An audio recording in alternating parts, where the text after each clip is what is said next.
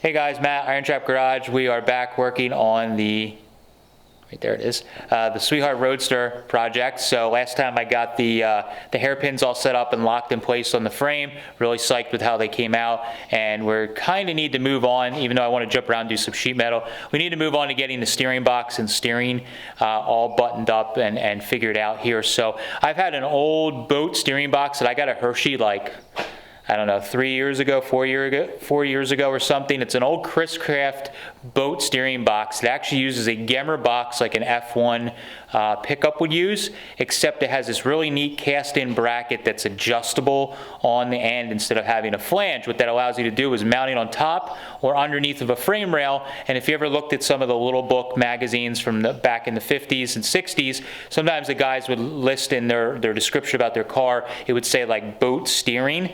Well, that's what it was. They were using like one of these Gemmer boxes because they basically use like Ford splines on either end, but it is basically has that adjustable bracket. They were really common in channeled cars, but guys use them in all kinds of show cars because they're really adaptable. So I have one, and let me show you how it's mounted up here. We just kind of shoved it in the car just to get an idea where we're at. So it uses this splined, has a splined sector here. I'm trying to get this to focus. There we go. So it's got a spline sector here like an early Ford boxes have. It has the ball and socket type connection here on the pitman arm. And it's hard to see the box, but this bracket that's underneath, I gotta trim some fat on it, but I have it just roughly clamped underneath there. Dropping stuff. But yeah, so I have that clamped underneath the frame rail, and it mounts nice and flat, and it has a locking bolt in it, which is kind of hard to see, but it's under there. And with that bracket, we're able to bolt it to the bottom of the frame rail, and it gives us a nice clean spot to mount it. I really like about it is whether we use this ball and socket or we use a tie rod style drag link, it gets it right inside our hairpins here.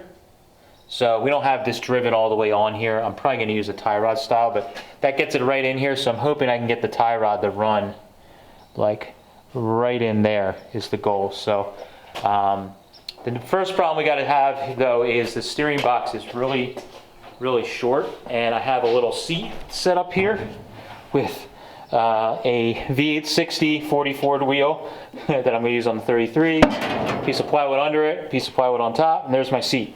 So we were testing that and see the steering box. So you can see it's I just moved this up and down, that bracket's loose under the frame, but you can see it's too short. It's against the steering wheel's hitting against the dash. So I'm going to need to extend the steering shaft. So I need to get this old plastic boat wheel off, number one. So I'm work on getting that on. Then we can move the steering column up and get it clamped to the dash, and that will locate it, and then we can work on connecting everything else. So that's what's going on. That's where I'm at, and I'm going to get to work.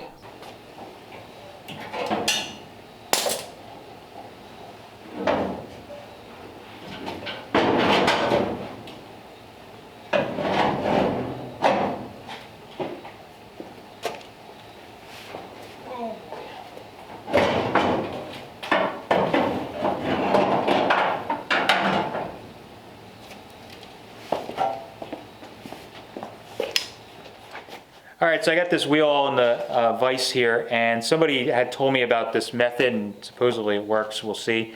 But you can use a split bearing puller to pull an old steering wheel off. Now the early Ford and a lot of these early wheels in general, but specifically early Fords, don't have a spot to remove, install a traditional steering wheel puller. So you need a way to pull from behind, and that's how the original K.R. Wilson Ford tool was. So I got this Eastwood split bearing kit, and it seems to be pretty nice. Like, I got it all set up here, and I think it'll work pretty well. If I had a wheel that was really nice that I didn't want to wreck, I would put something in between it. But we should be able to tighten this down, hopefully.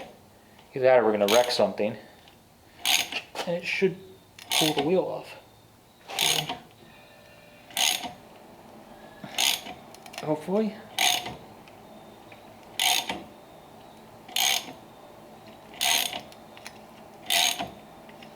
I don't know if anything's happening or not. Looks like it's going.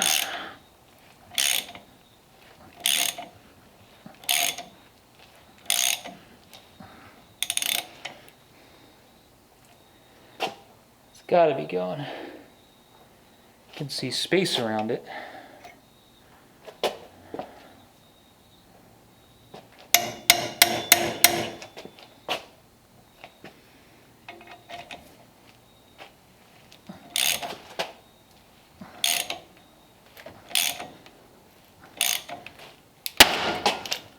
Damn.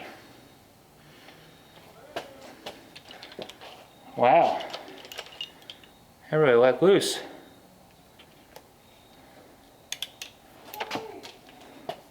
Holy crap. Alright, so that escalated quickly. We got the wheel off the box, and now you can see that the box is now apart because we figured out that, unfortunately, I've owned this for like 3 years and didn't know that the shaft was bent. Wah, wah, wah. So you could see it's bent like right in front of that worm gear. So we're gonna try and get the worm gear off and see if maybe we can straighten this, hopefully. If not, I may have to find another steering shaft, but this is how this stuff goes. So we're gonna try and press that off again with our little bearing splitter kit from Eastwood. We'll put that in the press and see what happens. We either break the splitter tool or break the shaft, we don't know, but it should be fun.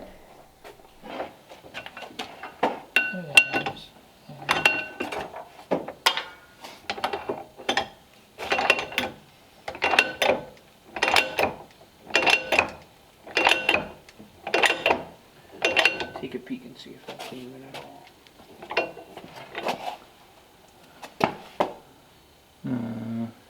Can't really tell. All right, so that didn't work out as planned. So basically, like we showed earlier, the shaft is bent on this right above where the worm gear is, and I need to, I've never done it before, but I need to press this worm gear off, and I believe they're like kind of a pain in the ass to get off. So I may need to heat or warm this and use the press to get this off, and then I still have to fix this shaft that is bent. So because the box actually goes in reverse, I think we do need this piece. It's pretty important because it's different than the normal ones, but I need to look into that. That's how these things go. This is the reality of hot rodding, and with me filming videos, I had a whole great video planned, and now I'm kind of, it's gonna take some extra time. I may even have to take this to a machine shop or something to have them help me. I'm not sure yet, but so I need to get this taken care of. So I'm gonna try my luck with, we just got in all the, well, not all, I got some of the glass in.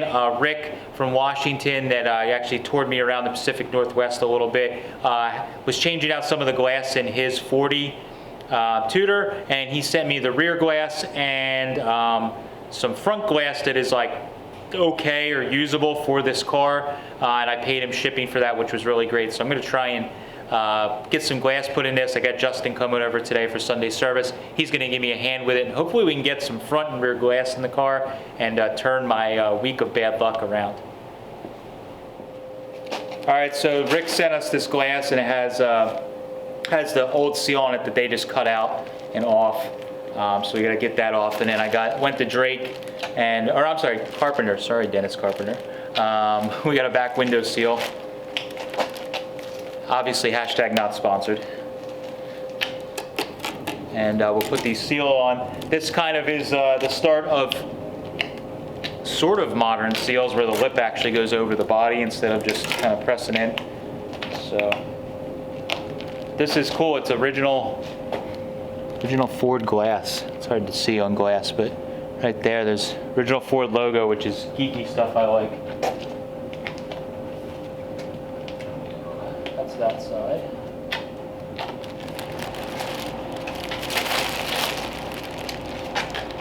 Try not to break this. Want me to get in, hold that glass? I can do this one because I can reach through the other hole. Okay.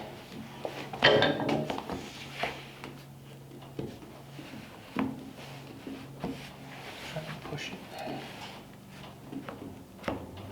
I think you still need somebody in there to push it for you.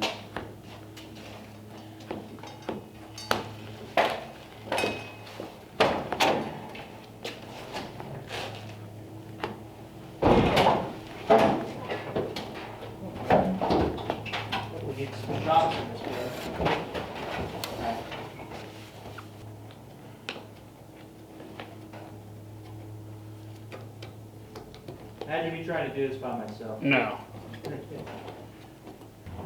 Okay, well, we got like 2 inches to pull out, and we should be able to push it like up in pretty hard.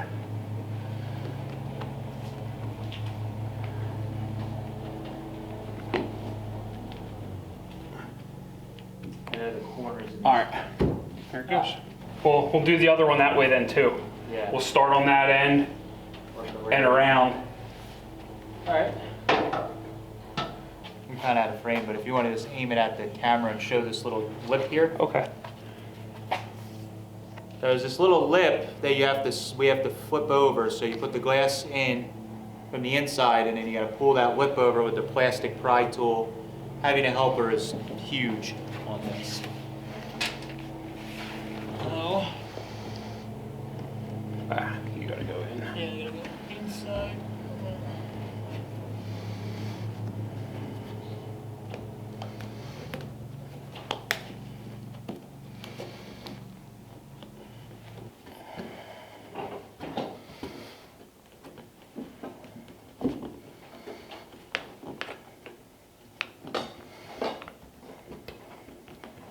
There.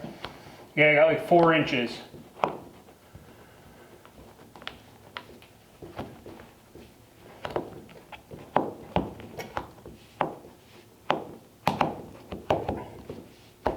Okay.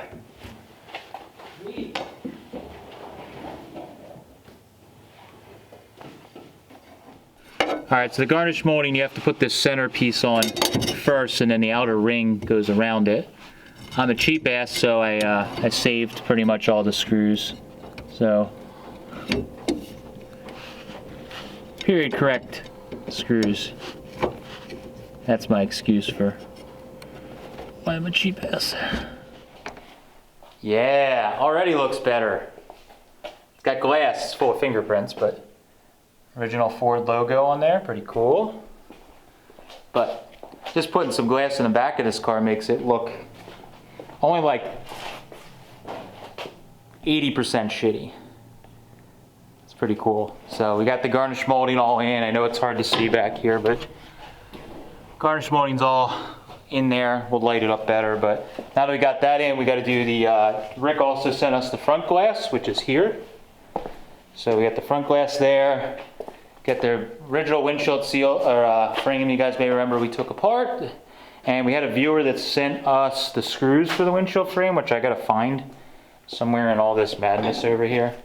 But yeah, so we should be able to put that glass in next, and we'll hopefully have front windshield glass very soon.